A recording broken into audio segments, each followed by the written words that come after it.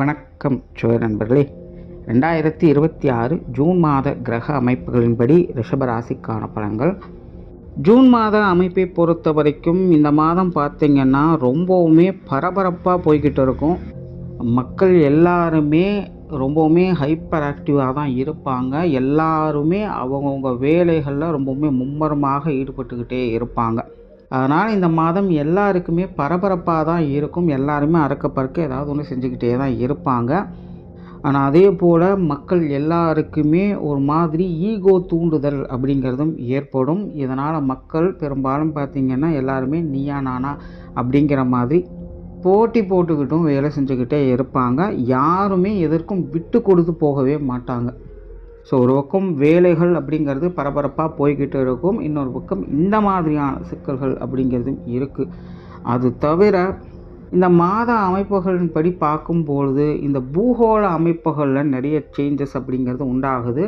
குறிப்பாக இந்த மாதம் பார்த்திங்கன்னா இயற்கை சீற்றங்களின் அடிப்படையில் நெருப்பு சம்பந்தப்பட்ட விஷயங்கள் ஒரு பெரிய தொந்தரவாக இருக்கும். அதே போல் வாகன விபத்துகள் அப்படிங்கிறதும் இந்த மாதம் கொஞ்சம் அதிகமாகவே இருக்கும். ஏற்கனவே இந்த விபத்துகள் அப்படிங்கிறது ரொம்பவுமே பரவலாக போய்கிட்டு தான் இருக்குது. அது தெரிஞ்சு நடக்குதோ தெரியாமல் நடக்குதோ, விபத்து அப்படின்னாலே தெரியாமல் நடக்கிறது தானே அப்படின்னு சொல்லலாம். பட் இன்றைக்கி பெரும்பாலான விபத்துகள் போதையினால தான் ஏற்படுது. இந்த மாதிரி விபத்துகள் எல்லாம் தெரியாமல் நடக்கிற விபத்துகள்னு சொல்ல முடியாது, தெரிஞ்சு தான் நடக்குது. ஸோ தெரிந்தோ தெரியாமலோ விபத்துகள் அப்படிங்கிறது அதிகமாக தான் இருக்குது. ஸோ இந்த மாத அமைப்பின்படியும் இந்த விபத்துகள் அப்படிங்கிறது வாகன ரீதியான பிரச்சனைகள் அப்படிங்கிறதும் அதிகமாக இருக்குது. இந்த நெருப்பு சம்மந்தப்பட்ட அபாயம் இருக்கிறதுனால ஏதாவது காடுகள் தீப்பிடிக்கிறது, எரிமலைகள் வெடிக்கிறது, பூகம்பம் ஏற்படுறது, ஏன்னா ஏதாவது பெரிய பெரிய ஆலைகளில் விபத்துகள் ஏற்படுறது, இந்த மாதிரியான பிரச்சனைகள் அப்படிங்கிறது கண்டிப்பாக இருக்கும். அதனால் மக்கள் இந்த மாதிரியான காரியங்களில் ஈடுபடும் பொழுதும் அல்லது இந்த மாதிரியான இடங்களில் இருக்கும் பொழுதும் கொஞ்சம் கவனமாக இருங்க. ஒரு காலத்தில் ஜூன் மாதம் அப்படின்னாலே நல்ல மழை பெய்யும். ஆனால் இப்போல்லாம் அப்படி எதிர்பார்க்க முடியாது. ஸோ இந்த மாதம் பார்த்திங்கன்னா மழைக்கு பதிலாக வெயில் தான் கொளுத்தி எடுக்க போகுது. அதனால் இந்த உஷ்ண ரீதியான தாக்கங்கள் அப்படிங்கிறது அதிகமாகவே இருக்கும். இது சார்ந்த உடல் உபாதைகள் அப்படிங்கிறதும் கொஞ்சம் தொந்தரவுகளை ஏற்படுத்தும். இனி மேற்கொண்டு உங்களுடைய ராசிகளுக்கு இந்த மாதம் எப்படி இருக்குது அப்படிங்கிறத பார்க்கலாம். சேனலை சப்ஸ்கிரைப் பண்ணாதவங்க மறக்காமல் சப்ஸ்கிரைப் பண்ணிடுங்க. அப்படியே வீடியோவுக்கு லைக் பண்ணி மற்றவங்களுக்கும் ஷேர் பண்ணிவிடுங்க. ரிஷபராசிக்கு இந்த மாதம் பார்த்திங்கன்னா உங்களுடைய ராசிநாதன் ராசிக்கு 2ஆம் இடத்துலேருந்து மாதம் பிற்பதில் ராசிக்கு 3ஆம் இடத்துக்கு பயிற்சி ஆவாங்க. கூடவே புதன் மற்றும் குருவனுடைய சேர்க்கை அப்படிங்கிறதும் இருக்கும். அது தவிர ராசியிலே சூரியனுடைய சேர்க்கை என்பதும் இருக்கும். ரிஷபராசியை பொறுத்த வரைக்கும் இந்த மாதம் ரொம்ப ரொம்ப சுறுசுறுப்பாக இருப்பாங்க.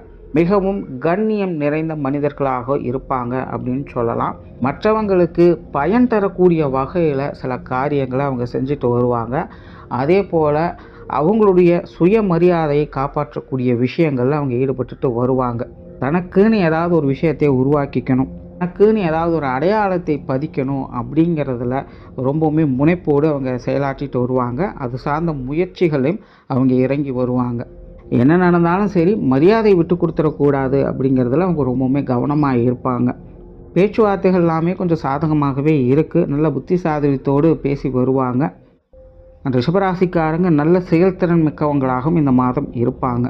தொழில் வேலை உத்தியோகம் சம்பந்தப்பட்ட விஷயங்கள் இந்த மாதம் பரவாயில்லன்னு சொல்லலாம். சில திடீர் அதிர்ஷ்ட யோக வாய்ப்புகள் அப்படிங்கிற அடிப்படையில் சில நல்ல விஷயங்கள் அப்பப்போ வந்துட்டு போகும். மற்றபடி இந்த மாதம் பார்த்திங்கன்னா ஒரு ரொட்டீன் ஒர்க் மாதிரி தான் இருக்கும். அதே போல் ரிஷபராசிக்கு வேலை சம்பந்தப்பட்ட பிரயாணங்கள் என்பது அதிகரிக்கலாம். இல்லைனா சிலருக்கு இந்த இடமாற்றங்கள் போன்ற விஷயங்கள் ஏற்படலாம்.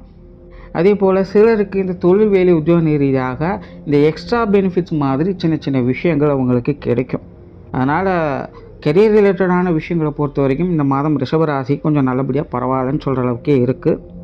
பொருளாதாரம் சார்ந்த விஷயங்கள் இந்த மாதம் பார்த்திங்கன்னா விஷயங்கள் காரியங்களில் ஈடுபாடுகள் அதிகமாகவே இருக்கும்.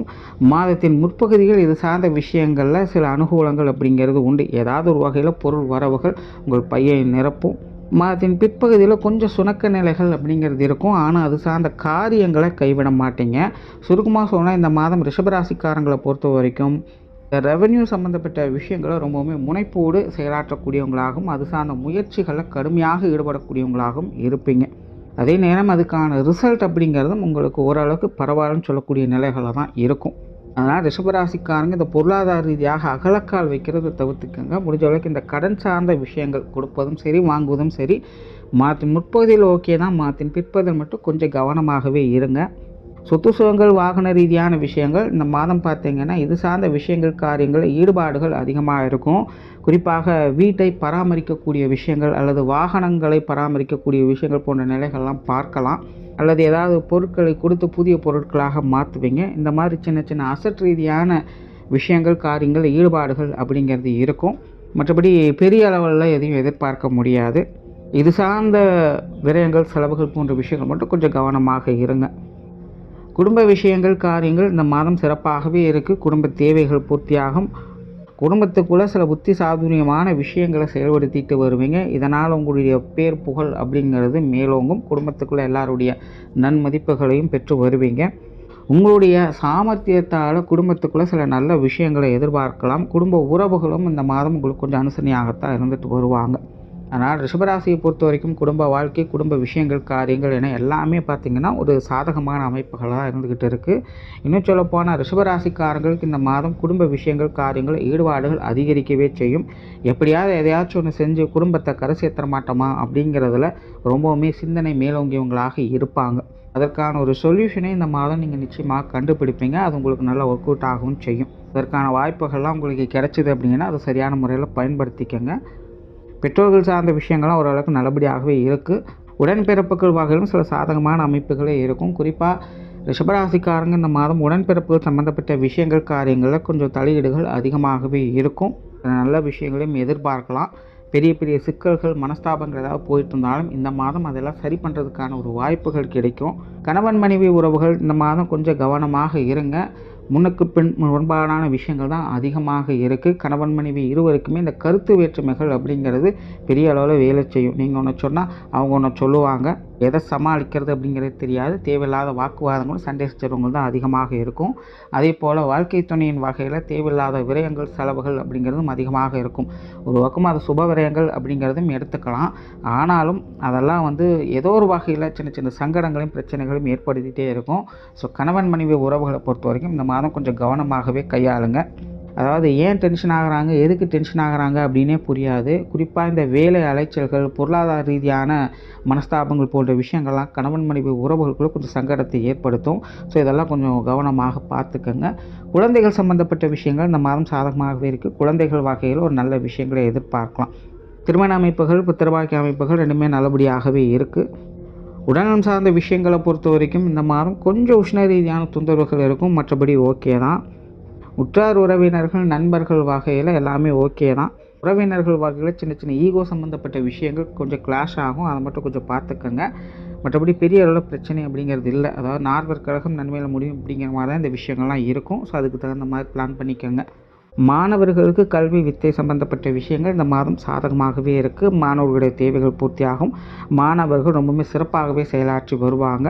கல்வி வித்தைகளுக்கான உங்களுடைய எதிர்பார்ப்புகள் எதுவாக இருந்தாலும் இந்த மாதம் பூர்த்தி அடையக்கூடிய நிலைகளில் தான் இருக்குது. அதனால் மாணவர்களுக்கு ஒரு சாதகமான மாதம் தான். ஓவராலாக ரிஷபராசியை பொறுத்த வரைக்கும் இந்த மாதம் எல்லா விஷயங்களுமே ஒரு சாதகமான வகையில் தான் இருக்குது.